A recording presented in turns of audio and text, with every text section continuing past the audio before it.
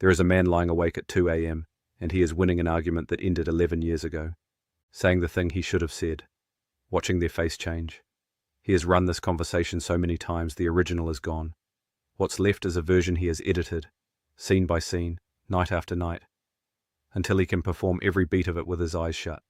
90 seconds of real talk, with someone he hasn't spoken to since, rebuilt into something he can finally control. And tonight, like most nights, he is doing it again. Here is the part that should stop you. The conversation cannot be changed. It is finished, sealed. Nothing he says at 2 a.m. reaches back 11 years and rewrites a single word of it. And he knows this. He is not confused about how time works. He does it anyway, every night, with the dedication of a man tending a fire that warms no one. So what is it for? Because nobody asks that. We treat the replaying as a malfunction, a glitch, the brain stuck in a loop it can't exit, a scratched record, a tab that won't close, and the whole culture has lined up to help him close it. Breathe, ground yourself. Name 5 things you can see. Watch the thought without judgment and let it drift off like a cloud. He has tried all of it. The techniques work for about as long as he is actively doing them. And then 2 a.m. comes, and the conversation starts again, exactly where it left off, untouched. They fail because they are answering a question he isn't asking.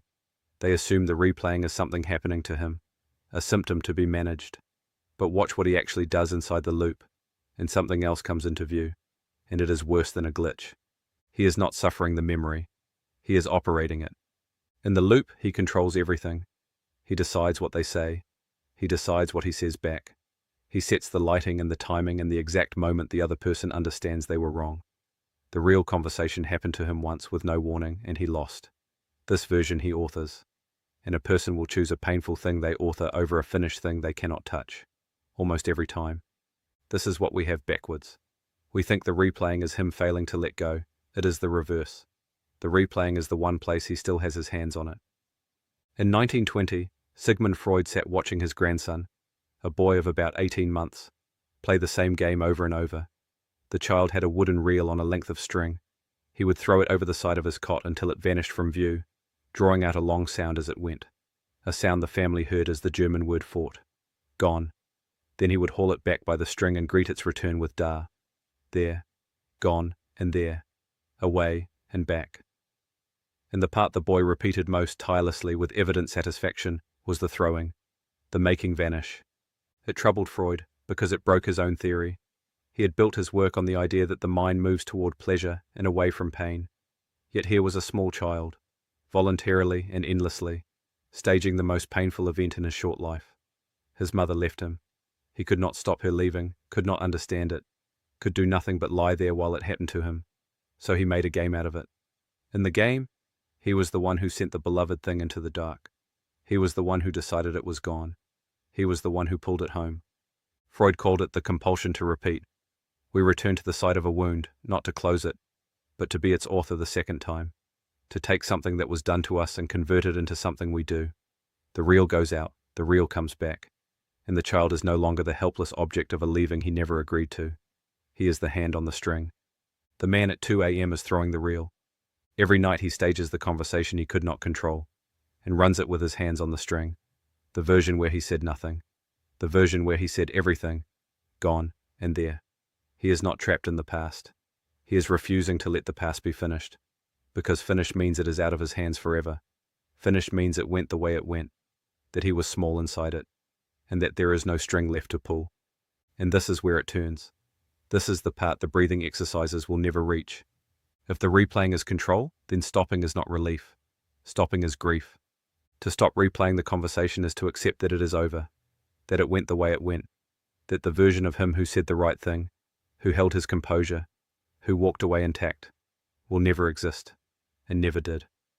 To stop is to let the reel lie out there in the dark and not reach for the string, to agree that the thing is gone, that he was the one it happened to, and that no amount of authorship at 2 a.m. will ever revise it. That is what he is guarding against, not the memory, the mourning. So look again at what the techniques are actually offering him.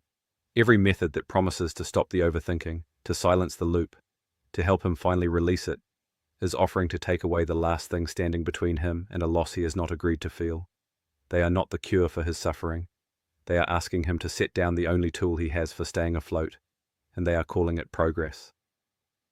But here is where Freud stops, and where the harder thing begins. Freud hoped the repetition was the mind trying to master what overwhelmed it, run the loss enough times from the position of author rather than victim, and eventually you metabolize it. The game is rehearsal, practice for control. Given enough repetitions, the wound is worked through and the compulsion fades. Watch the man, though. He has run this conversation for 11 years. If repetition were mastery, he would have mastered it a decade ago. The loop has not worked anything through. It has preserved the thing, kept it wet, kept it open, with the care of someone watering a grave.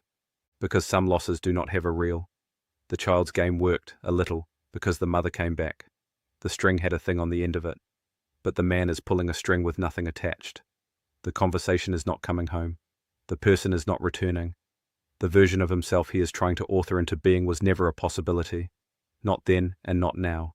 He is performing mastery over an event that was never, at any point, in his power to master. And that is the thing the mind cannot tolerate. Not the loss itself. The combination. That something can be his to carry for the rest of his life, and at the same time, never have been his to control. That he can be responsible for holding it, and powerless to have changed it, both at once, forever.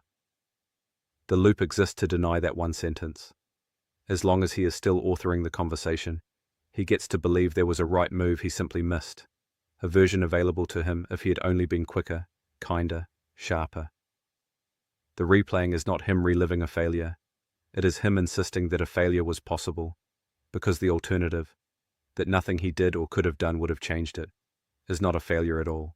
It is just a thing that happened to him, and a thing that simply happened to him cannot be fixed by being better.